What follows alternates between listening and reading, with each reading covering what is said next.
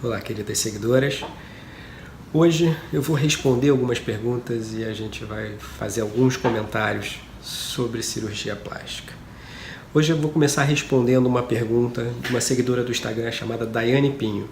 Ela me perguntou como é que a gente faz para encontrar um cirurgião plástico que seja adequado e perguntou também se existe mesmo essa coisa do cirurgião plástico ser específico de uma área, ou cirurgião plástico que só faz rosto, cirurgião plástico que só faz mama, cirurgião plástico que só faz nariz. Bom, respondendo a primeira pergunta, como é que a gente faz para saber se o cirurgião plástico ele é competente, se ele é um profissional qualificado? A primeira coisa que a gente vai fazer é procurar no site da Sociedade Brasileira de Cirurgia Plástica, que é o www.cirurgiaplastica.org.br. Lá tem um linkzinho chamado Encontre seu cirurgião. Ali você pode colocar o primeiro nome, você pode colocar o sobrenome, você pode colocar o número do CRM dele, o que for. Se você só souber o primeiro nome, e ali ele vai dar a listagem de todos no Brasil inteiro que tem aquele primeiro nome, ou você pode perguntar todos de um estado específico, sem saber o nome do cirurgião, e ali vão estar todos os membros da sociedade. Por que isso é importante? Porque existem muitas pessoas, muitos médicos que dizem que são cirurgiões plásticos, mas que não são membros da sociedade. Por que isso é importante? Porque o membro da Sociedade de Cirurgia Plástica, para ele poder entrar na Sociedade Brasileira de Cirurgia Plástica, ele precisa se qualificar, ele precisa ter feito a sua residência ou o seu treinamento em cirurgia plástica num serviço credenciado. Só que para você poder entrar num serviço credenciado, esse cirurgião plástico tem que ter feito pelo menos 2 anos de cirurgia geral.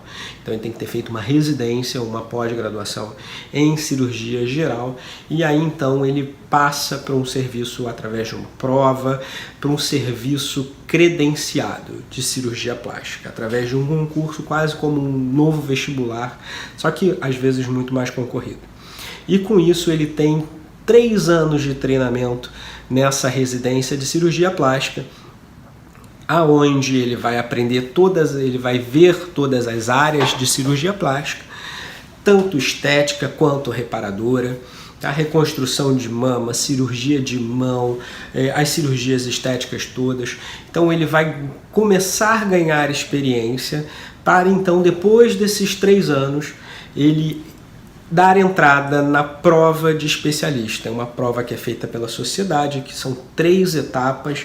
Uma é a análise de currículo, a pessoa que veio do serviço credenciado ou publicou tantos artigos científicos no ano, nesses anos, escreveu capítulo de livro, etc. Isso tudo é avaliado.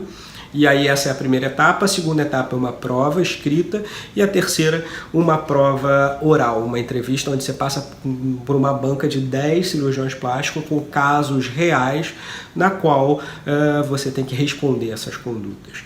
Então, junto aos anos que se passaram na escola de medicina, você tem, para ser cirurgião plástico e poder fazer a prova, você tem que ter pelo menos 11 anos, 6 de medicina, 2 de cirurgia geral e 3 anos de cirurgia plástica. Então você tem que ter 11 anos de estudo para poder tirar o título, se passar nessa prova, que é um percentual que não passa. Existem muitos cirurgiões que tentam e que não passam nessa prova, tentam outras vezes, e com isso ele tira o título de cirurgião plástico. E aí a sociedade é a única, a Sociedade Brasileira é a única sociedade credenciada pela Associação Médica Brasileira e pelos Conselhos Federais de Medicina e regionais a dar o título de especialista em cirurgia plástica para o cirurgião plástico. Tá? Então por isso que é importante, porque você pelo menos sabe que aquele cirurgião teve todos esses anos de treinamento para poder então tirar o título. Então por isso que é importante, vocês vão ver muita gente batendo nessa tecla. O cirurgião plástico ele tem que fazer parte da Sociedade Brasileira de Cirurgia Plástica porque você garante isso. Mas é claro que outras coisas também influenciam para dizer se aquele cirurgião plástico é bom, é competente, etc. E que ele gera confiança para você. E a confiança, essa relação médico-paciente, ela é muito importante.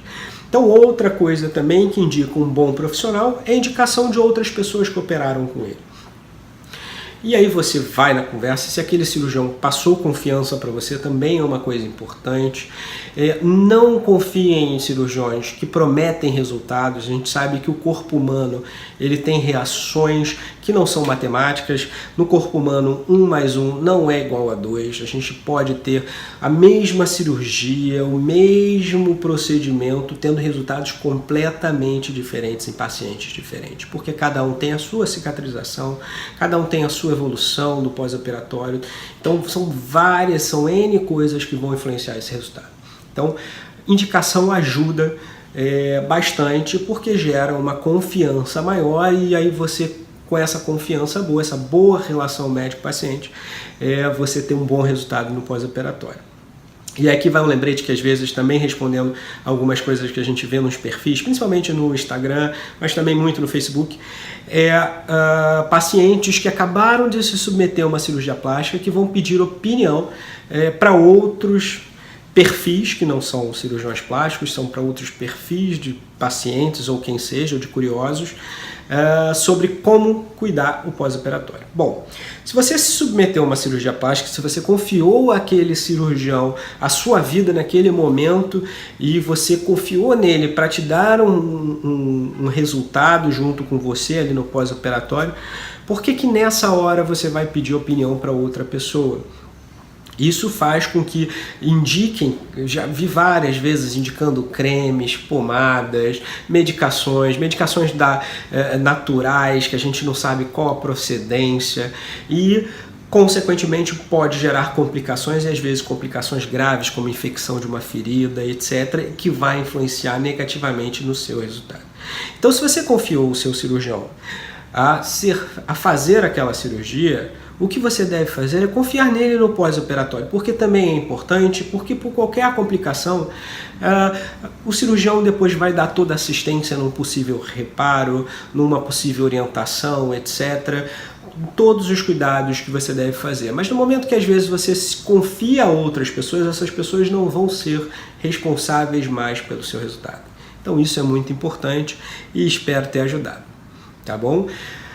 Outra pergunta, para a gente terminar, para esse vídeo não ficar muito longo, respondendo a Paola Fernandes, também, outro perfil do Instagram, inclusive minha paciente também, um abraço, Paola, perguntando, agora a gente, apesar de estar no finalzinho do Outubro Rosa, o mês da conscientização do câncer de mama, ela me perguntou sobre o autoexame da mama para paciente que tem prótese mamária, tá? E se muda alguma coisa. Paola, não muda nada, viu? Para vocês também, meninas, não muda nada.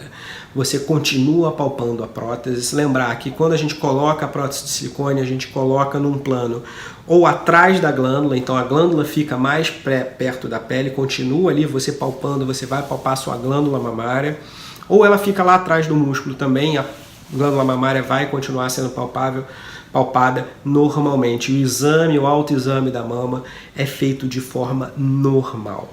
Quanto aos exames de imagem, a mamografia, às vezes pode ter alguma dificuldade se aquela mama for pequena, então já teria dificuldade independente se tem prótese ou não, porque ele não conseguiria usar o aparelho de mamografia para poder fazê-lo, mas a gente tem outros exames que podem se substituir à mamografia com especificidade, com a chance de detecção bem próximo da mamografia. Então a gente pode, por exemplo, usar o ultrassom e que não vai impedir da gente fazer um possível diagnóstico.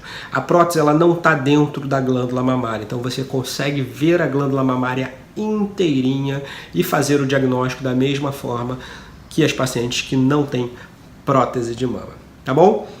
Lembra, deixa seu comentário, se você tiver pergunta e quiser que eu responda num vídeo igual a esse, deixa aqui nos comentários, manda uma mensagem, que vai ser um prazer eu poder responder. Às vezes eu respondo na hora se for uma pergunta mais simples, mas se for interessante igual dessas duas pacientes, vocês podem mandar que eu gravo um vídeo respondendo para todas vocês, tá bom? Grande abraço, fiquem com Deus.